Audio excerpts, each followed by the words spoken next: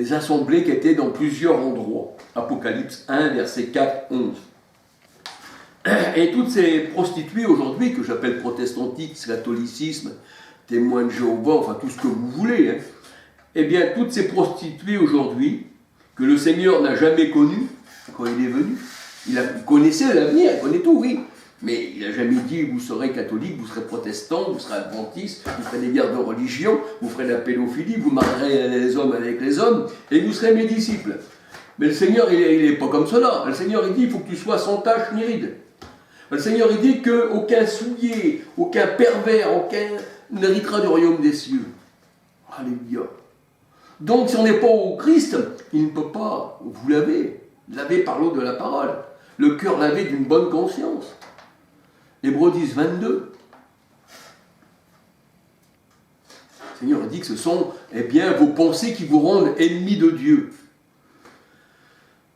Colossiens 1, 21. Vos pensées, c'est pour ça que le Seigneur dit qu'il faut avoir la pensée du Christ. 1 Corinthiens 2, 16. Or, nous avons la pensée du Christ. Et nous emmenons, par la parole, je crois que c'est 2 Corinthiens 10, 5, un truc comme ça, toute pensée captive à Christ, que la pensée est captive. Et comme le Seigneur disait à Pierre, Matthieu 16, 20 à 23, regarde-moi Satan parce que tes pensées c'est la pensée des hommes, ça veut dire que la pensée de l'homme c'est Satan, c'est l'ennemi de Dieu. Il faut emmener toute pensée captive à Christ. Et s'il appartient à Christ, que le Seigneur il l'a élu avant la fondation du monde, cette personne, homme ou femme, elle sera délivrée. Comme la femme qui était courbée, qui était dans une religion. Il y avait plein de médecins qui étaient là. Les médecins, ça représentait les pharisiens. Elle avait donné tout son argent, tenait courbée. Pour ça, le Seigneur disait médecin de néon aux pharisiens. Et eux, les pharisiens disaient au Christ, un médecin, guéris-toi toi-même. Et le Seigneur, c'était le véritable médecin, parce que celui qui ne voyait pas clair spirituellement, il le guérissait. Le boiteux, il le guérissait. On ne clochait plus de tous les côtés, par Baal, par Dieu. Le Seigneur a dit, tu ne peux pas servir de maître. Alors, toutes ces prostituées aujourd'hui que le Seigneur n'a jamais connues, protestants, catholiques, tout ça, on voit que les disciples étaient quand même sauvés sans ces prostituées, mais elles sont venues pour lutter contre Christ, pour mettre leur venin de serpent. C'est ce que dit le Seigneur. Alors, le Seigneur, il n'a jamais connu ces gens-là en tant qu'épouse. Catholiques, protestants, tout cela, francs-maçons, tout ça, jésuites, tout ça. Le Seigneur, il ne les a jamais connus.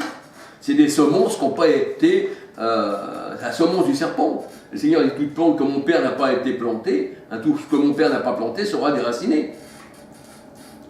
Et la semence, c'est la parole. Alors aujourd'hui, on voit qu'il y en a, ils se disent prophètes, docteurs de la parole. Mais docteurs de quelle parole? De leur propre parole, pas de la parole du Christ.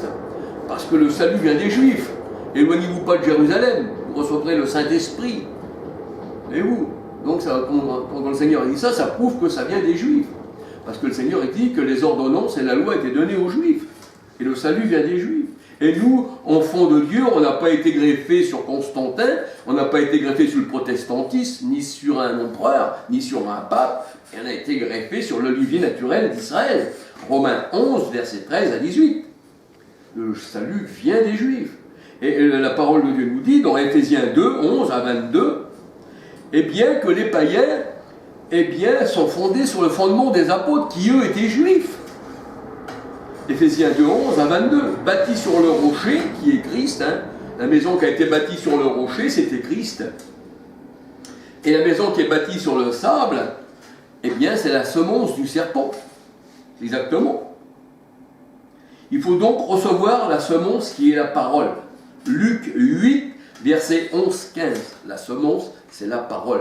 Elle doit rentrer dans ton organe féminin qui est ton oreille pour arriver dans ton cœur. Christ dans ton cœur, la parole dans ton cœur. Alléluia. Christ l'époux, Jean 1,14, la parole qui a été faite chair. Christ est la parole, mais aussi la lumière qui est semée pour le juste. Psaume 97, 11. Christ est la lumière. Et la lumière, c'est la parole. Et la parole, c'est l'enseignement. Psaume 119, 105, 130. Et la lumière, la parole de Dieu nous dit, c'est Christ. Jean 1, verset 5, 9. Alors il est vrai que le mari qui aime sa femme est jaloux. C'est normal. On ne veut pas que notre femme, puisse aller avec quelqu'un d'autre, recevoir une semence d'un autre et avoir des enfants illégitimes. Nombre 5, 14. Ainsi le Christ le Seigneur est jaloux de son épouse. Le Seigneur est jaloux de son pays. Et le pays du Seigneur, c'est son peuple. Joël 2, 18. Et son peuple, c'est ses membres, les membres du corps du Christ. Et si on est pollué par une semence de quelqu'un d'autre, ça veut dire qu'on prend les membres du corps du Christ pour les membres d'une prostituée, parce qu'on donnerait notre membre à une religion qui nous inculquerait une semence de serpent, et on se dirait du Christ. Alors, prendrais-je les membres du Christ pour une prostituée? C'est ce que nous dit la parole de Dieu. Le Seigneur est jaloux de son pays, de son peuple, de ses membres. Zacharie 8, versets 2, 3. Et Paul aussi, la parole de Dieu nous dit, Paul aussi, il était jaloux d'une jalousie de Dieu. Pourquoi? Parce que Paul aussi, la parole de Dieu nous dit qu'il est aussi notre Père.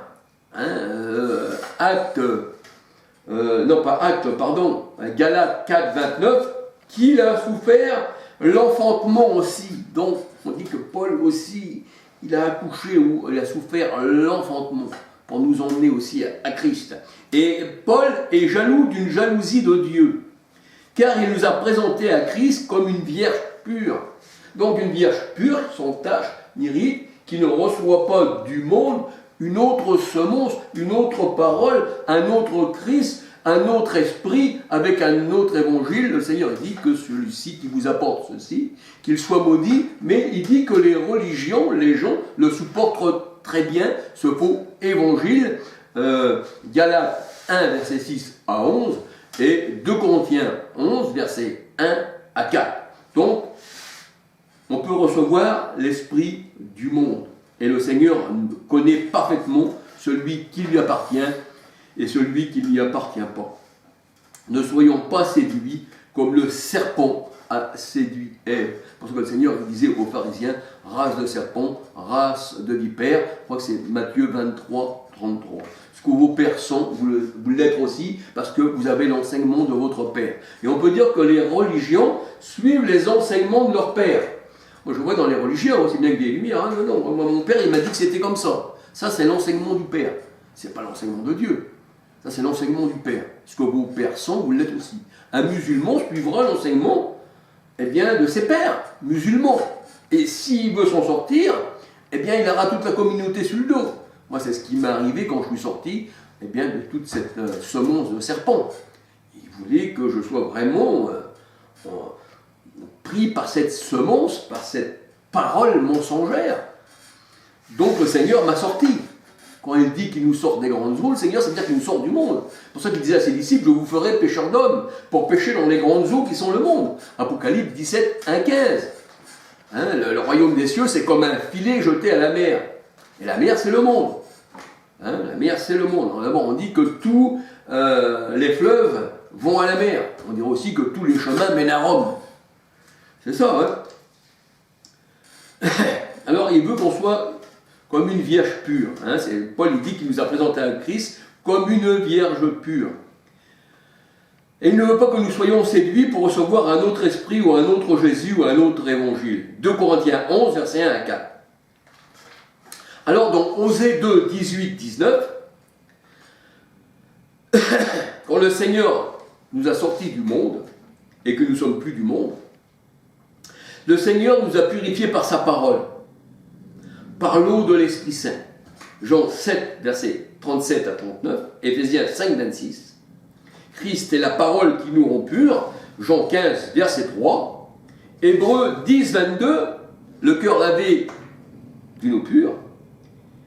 Alors, une fois qu'on est lavé, une fois qu'on appartient à Christ, et que le Seigneur nous a mis à part, qui nous a lavé, qui nous a rendus vierges, le Seigneur dit maintenant, tu n'appelleras plus les Baals, les faux dieux du monde, ton mari, ton époux, tu n'appelleras plus. Tu appelleras l'Éternel ton époux. Ésaïe 54, verset 5. Et Jésus est l'époux. Dieu manifesté dans la chair, Timothée, Timothée 3,16. Osée 2, 18, 19. Tu n'appelleras plus Baal ton mari, mais tu appelleras l'Éternel ton époux. Et tu ôteras de ta bouche le nom de tous ces faux dieux, de toutes ces religions, parce que tu te suivrais sinon. Pour ce que le Seigneur ne veut pas. Alléluia. Alors, j'ai ici une petite plaque, je ne sais pas si vous la voyez. Je ne la mets pas pour qu'elle fasse bien, mais ça donne des fois sujet à parler, parce que j'aime bien verser de la Bible dedans, la parole de Dieu, car Dieu a tant aimé le monde, parce que le Seigneur il aime tout le monde, mais les ténèbres ne l'ont pas reçu, ils l'ont rejeté, qu'il a donné son Fils unique, pas 36 fils, unique, celui-ci il est unique, il n'est pas comme les autres, ça veut dire qu'il n'y a pas d'égal, c'est Christ. Et j'ai mis ça ici. Et il est dit dans la parole de Dieu, tu les graveras, mes paroles, et tu les mettras à ton cou. Mais quand le Seigneur a dit tu les mettras à ton cou, on a beau les avoir à notre cou, on a beau avoir la parole de Dieu dans les mains, si elle n'est pas dans le cœur, ça ne vaut rien. Il faut que tu vives de la parole, c'est un pain, Christ est la parole, il est ton pain. L'homme n'y aura pas seulement de pain, mais de toute parole qui est Christ. Alléluia. Proverbe 6, versets 20 à 28. Pourquoi? Parce que la parole de Dieu nous dit que l'enseignement est une lampe. Et elle nous préserve de la femme adultère qui a reçu la semence, eh bien, des faux dieux, des gourous de ce monde. Eh bien, que le Seigneur vous bénisse, que le Seigneur vous garde abondamment. Un petit coucou à tout le monde. Alléluia. Eh bien, voilà. J'essaierai de vous téléphoner. Vous savez, téléphoner, je dis toujours ça, c'est vrai. Il dit Charles, il parle beaucoup aussi, c'est vrai, je ne suis qu'un homme aussi, ça prouve bien que je suis un homme parmi tant d'autres. Mais j'ai beaucoup de trucs à faire, et c'est ça, et voilà. Donc il fait que, et c'est pas une excuse que je cherche, mais vous êtes dans mon cœur. Mais malgré tout aussi, il faut que je vous téléphone. Parce que j'aime bien aussi entendre votre voix, alléluia. Eh bien, que le Seigneur vous bénisse abondamment, et que le Seigneur vous garde, et ne recevez pas une autre semence que la parole du Seigneur, parce que la parole vivifie. Le Seigneur a dit, les paroles que je vous dis sont esprit et vie. Et Christ, il est la vie et il est esprit. Car Dieu est esprit et Dieu est notre Père. Job 33, verset 4. Bien, soyez bénis du Seigneur et que le Seigneur vous bénisse. Alléluia. Fabrice, un petit bonjour. Ken, un petit bonjour. Marcel, un petit bonjour. Richie, Ricardo. Et puis tous ceux qui regardent les vidéos et tous ceux qui sont abonnés. Que le Seigneur vous bénisse abondamment. Alléluia. Que le Seigneur vous garde. Alléluia.